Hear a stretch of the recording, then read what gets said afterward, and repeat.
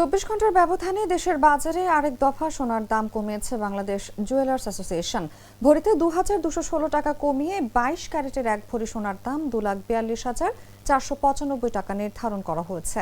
স্থানীয় বাজারে তেজাবি সোনার দাম কমার পরিপ্রেক্ষিতে এই দাম কমানো হয়েছে। বুধবার সকাল 10টা থেকে নতুন দাম কার্যকর হয়েছে বলে জানিয়েছে বাজুস। এখন সবচেয়ে ভালো মানের বা 22 ক্যারেটের প্রতি ভরি সোনার দাম 2216 টাকা কমিয়ে নতুন দাম নির্ধারণ করা হয়েছে 2,42,495 টাকা।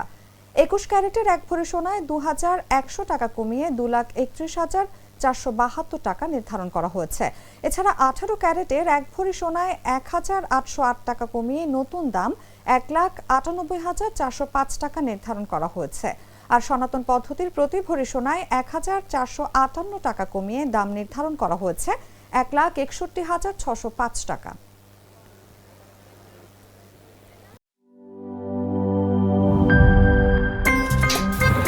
আমার একটা স্মার্ট সিদ্ধান্তে 25% গ্যাসের খরচ কমেছে। ভাবছেন কিভাবে?